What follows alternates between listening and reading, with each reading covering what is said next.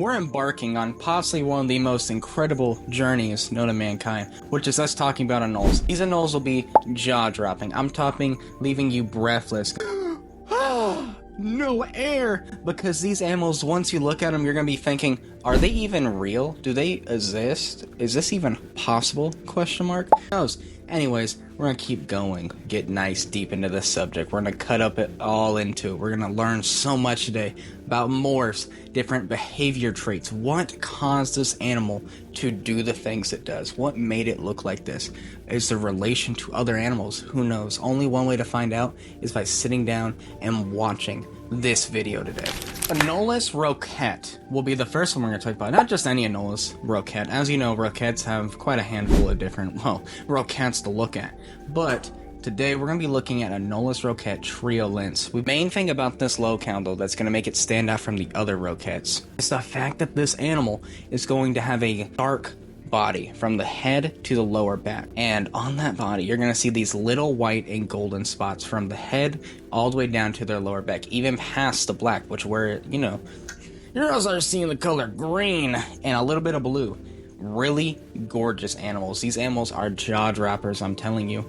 Fantastic little creatures. These guys, though, come from an island, believe it or not, like most Anoles. Island is, Island Martinique, if I said that right. And the coolest thing about them is that they're only found there in the wild. Obviously captivity. So we're talking about most of the Anole, actually, I believe all the Anoles in this video can actually be kept in captivity if you can find some. That's the only thing. I bought a young roquette male trios lens, you know what I'm saying? Yeah.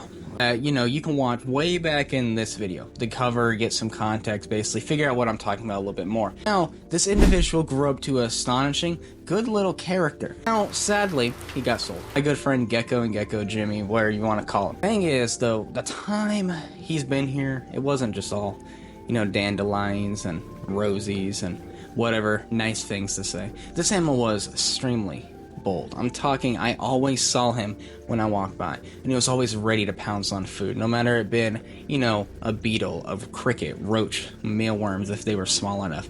He would go straight for the kill. Extremely ferocious animal, and I guarantee you, if he was the size of people, we'd be on his menu. Now that we got over that fear factor, we're going to be talking about Anoles marmaratus, or marmatus, however you want to say it. I typically say marmatus, so excuse my English or Spanish or Italian or whatever this word is actually in language-wise. The animal is extremely interesting in the fact that they're similar to roquettes, but they have a bunch of locales. Thing is, we're gonna keep it somewhat simple and talk about the most common of them being, just Anoles marmatus. But I felt like, Cameron, why are we gonna just talk about a regular marmatus? I'm like, I know how to fix this. Now, as you may know, many Anoles can pop out, albinos. Now, thing is with these albinos, they do not live along. Classic example is that green anole that blew up on the internet thanks to Armageddon, and that individual died. They do not thrive because they're blind. They're basically me, because I'm blind. Like, look at that. Look how thick those lenses are. Mind you, those are also reduced in thickness because the lady who gave me these glasses felt bad for them. She's like, don't tell him I did this. And she made them a little smaller, but not too much. So, it was the world shocker when a leucistic Anoles marmatus came out. Everyone thought, oh, it's probably gonna die. Ugh, it's gonna suck. Let's not get too used to it. And, well, it didn't die. In fact, it actually reached adulthood and has reproduced. To the point now there's some people working in them in Germany, US, Canada. I had a het pair watch this video for more context, by the way. Now, micro little update, the male died a couple months after that video came out, and I was annoyed. I was devastated, to be honest, because they were both 100% het, so that means once they were old enough and they can do that kind of stuff, you know what I mean, they would make a visual offspring, just like that. And that means I can keep it, get another unrelated animal, and make, well, some visuals. Which I did not get to do. What I did is I grew her out and I gave her to my buddy in Florida, Brandon. He watches the videos, etc. So that's how, we became buddies. He watches the channel. And he actually has some larger groups of marmaratus and, multiple males, multiple females, and the space to hold back a large quantity of the offspring to breed back to mom. Make a visual, meaning, breed out so we don't have genetically cursed animals being poor genetics because, inbreeding. So, who knows? It's very interesting, very exciting, and it has a bright future considering the het female has already laid an infertile egg, and I expect very soon, and the time this video comes out, there will even be a fertile one soon. Who knows, maybe even a baby. I can't wait. Anolus groi, or, you know, the Jamaican turquoise anole. These were something I always looked at, and I kind of like brushed them off, because I'm like, I don't really want stuff from Jamaica, besides the Jamaican twig anoles. And then I got them, and now I want, well, almost everything from Jamaica. I don't know, guys, I'm weird. But, you know, I've been keeping an eye on, and let's just say I've made arrangements to get a pair coming in off an import from the EU. And I am extremely excited, to be completely honest with you. This is a very interesting species, you know. In fact, they are probably one of the most pretty anoles I've ever seen. And I love the purple on them. But, guys, are you listening? Got your attention? Yeah. They actually don't start out this way. Specifically, when they come out, they're going to be an orange, or kind of a weird brown. I need new glasses.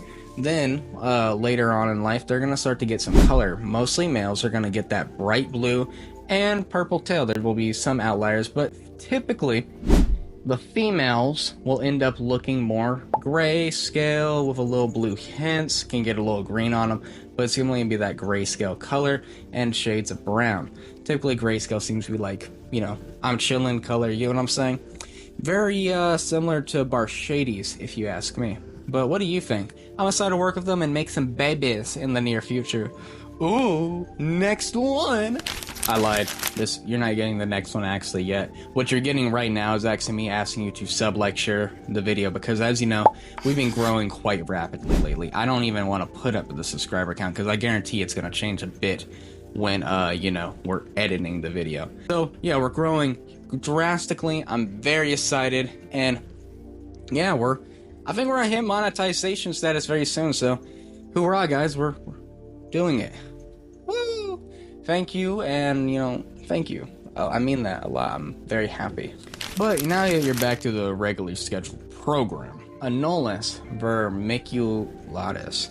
Or, you know, that one anole you saw on Instagram that went underwater and went shining like a diamond. Ooh. But we also like to call them the Cuban streamol. This is one of the very few aquatic anole species, and definitely the only known large aquatic anole species. They're also, by the way, fun fact, these are also one of the only few anoles that technically don't have a dewlap, kind of like Barshades, but they still have some kind of fat fold that, you know, can stretch somewhat. It's, yeah, I don't know. It's weird. It's like it's a dewlap, but it's not, you know. I'm not a real herpetologist yet.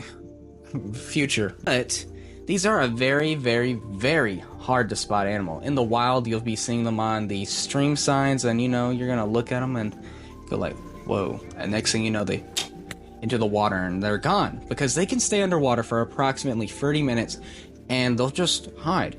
They do that mainly, honestly, to avoid predation, and that must have been an interesting subset of life to learn and evolve that trait over time. But there also may be some cadence in them evolving this trait to, well, hunt, because they've been observed in captivity especially, to even start hunting fish when they go underwater, which is really interesting if you ask me. Can't wait for them to be more successfully bred, because I want some. Anoles Conspicius, not no Lewis, we're gonna just talk about Conspicius today, guys, is often called the prize of the anole world. And honestly, how can you not say that? This anole is smaller, and it has still an impressive size, which I think is a very, very nice thing to have, because who wants a massive lizard besides me and a lot of other people? Now let's get a little sciencey, believe it or not. These guys are actually native to the Cayman Islands, and that's the only place they can be found, except, you know, in some people's collections, because, well, they're somewhat relatively new to the scene in large numbers.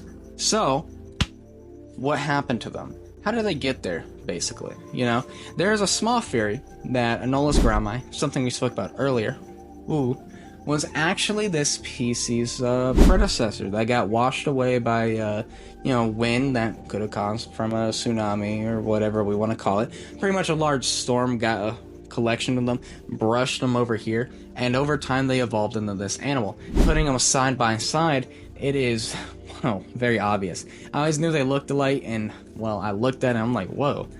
I love this book, by the way. you buy this book if you can. Super sick book. Amazon, $65. I hated buying it, but I love reading it, guys. It is amazing. But I do want to ask you a very important question. This is a very new Anole to the hobby, and I'd like to know what people currently think about them. I do see them for sale somewhat quite often these days, and I am on set to get a pair of my own. But what do you, yes you, the viewer, think of this very beautiful species? As I mentioned earlier, all these Anoles can actually be kept as pets if you know what you're doing, obviously. Those are for different videos, which these different videos are right here, actually. Now, as you're seeing on the screen, that's a fun little video that's talking about free things that, well, you should probably know before getting an Anole.